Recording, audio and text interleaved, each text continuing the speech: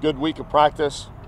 Started off a little rough on Tuesday offensively, but the offense had as good a Wednesday and Thursday as we've had here. So really proud of the way they responded. And Tuesday, it's Toughness Tuesday around here. We throw as much stuff as we can that gives them problems so that we get that in and know how to handle it.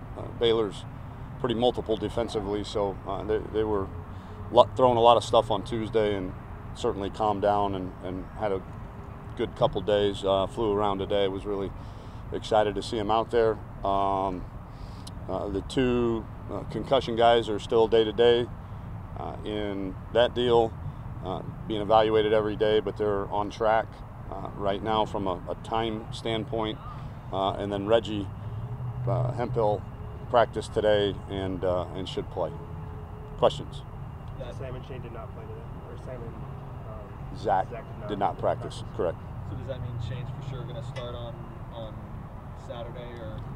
Yeah, I mean, I would imagine so. It's just going to be not imagine. Yeah, I mean, he's going to start. Let's not be silly here. The issue is going to be is, if he breaks a shoelace or sprains his ankle, who can we jog in the game? Is Sam cleared to go jog in the game and do that, or is it going to have to be Jerrod? What about was Covey in the mix for any of that? He'd be an emergency guy if for some reason, if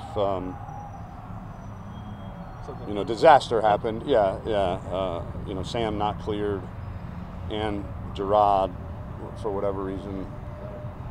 If we get a double whammy, then Covey would be the next one. How do you feel about Shane's mobility?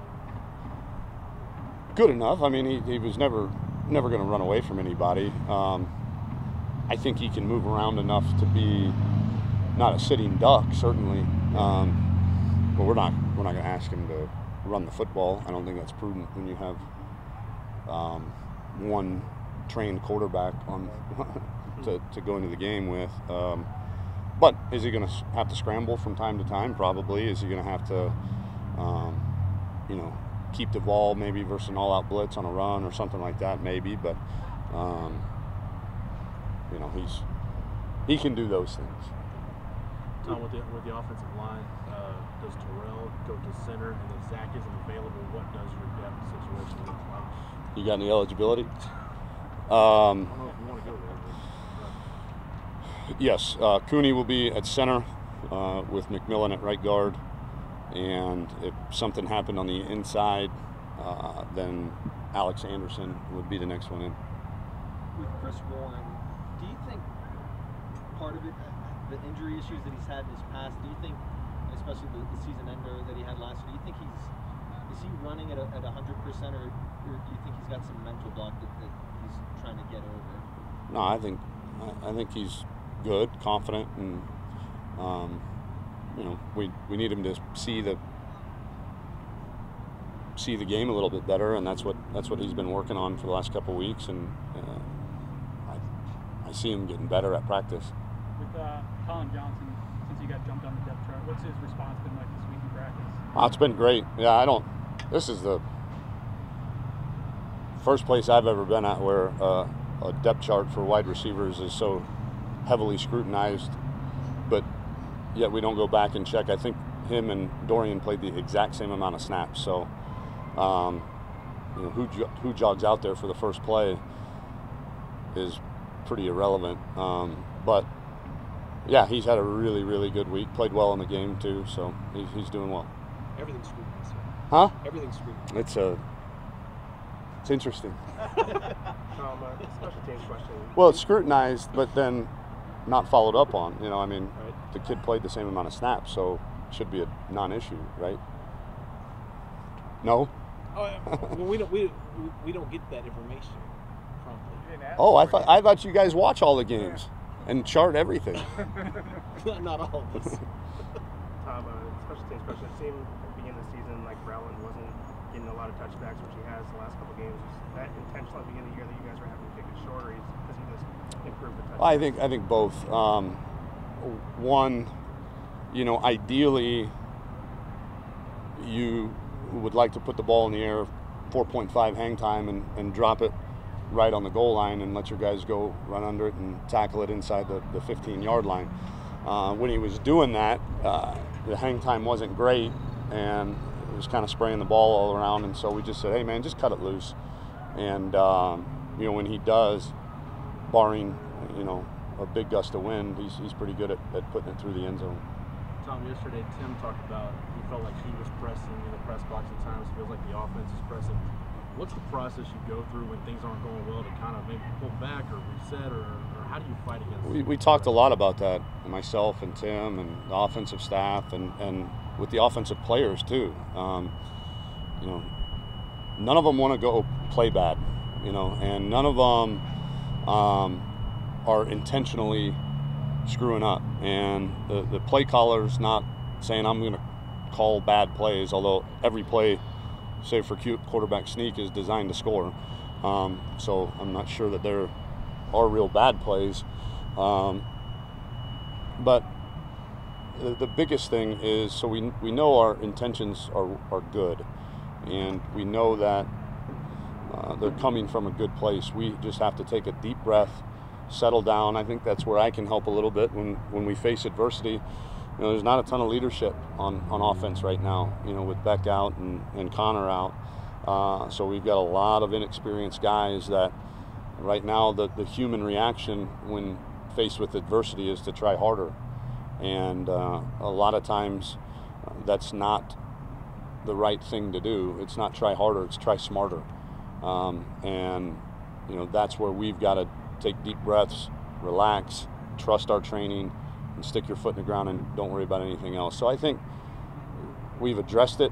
That's kind of, I told them, you've got a perfect example to lean on when you look at the other side of the ball. Our first game, the defense was doing that. And they came out, they made a conscious decision to come out the next week and not worry about anything and play, not reckless is a bad term, but play without hesitation, and have been doing so at a very high level these past 6 weeks. And so if you need an example of what and how to do it, it's in the other meeting room right there in our building. Can it be harder to do that on offense, or it's more about execution?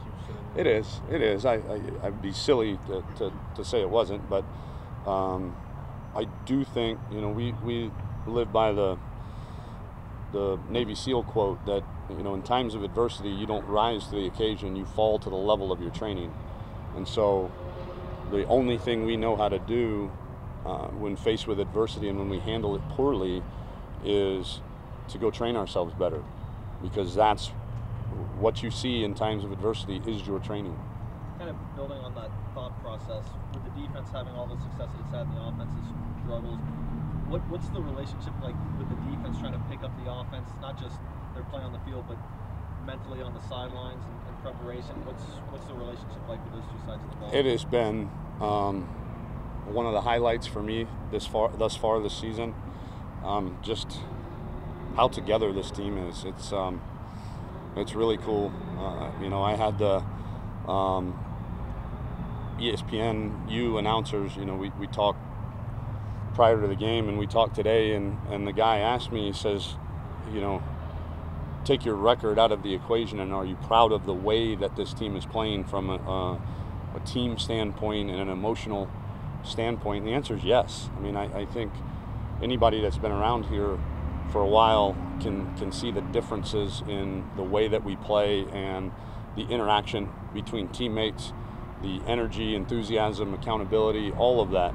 And so the relationship has been great. There has been no finger pointing. In fact, I think the defense sees it as a bit of a sense of pride for them. Like, hey, we know we have, when Sam's in there handing off to Tennille, we know we have 4 true freshmen in there and 2 redshirt freshmen basically in Reggie and Denzel, and there's a lot of inexperience over there, and we're the experienced side. We've got a bunch of juniors and a couple seniors on our side, and let's go win this thing with great defense. And so they've taken it as a source of pride, I think. Time for 2 last ones. I would imagine that it's probably been a frustrating year for Shane dealing with the that. Do you see him relishing the opportunity to be back out there Saturday? I do. Yeah, he's been fun to be around this week, and he's excited. You know, the kid just wants to win, and he wants to do his part to help his team win. I think, you know, it would have been maybe a little bit of a different feeling had we won those 2 close ball games here lately, and but we didn't, and so now he kind of sees it as his opportunity to help his team win. Do you have any thoughts on the schedule, at least today? No, I didn't. You know, those are decisions that are made without my consult, so and made beyond my scope of influence. So it is what it is. Big picture, though. I mean, the big headline is that Texas is not playing at home for the first time in a long time on Thanksgiving. How do you feel about that? Someone who plans to be here for a long time, is that tradition going to be over? I haven't had anybody tell me yay or nay on that. Very little communication.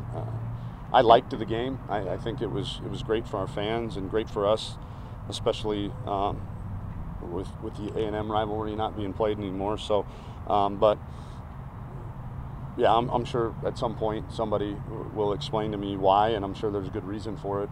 But I haven't been told one way or another if it's permanent or not.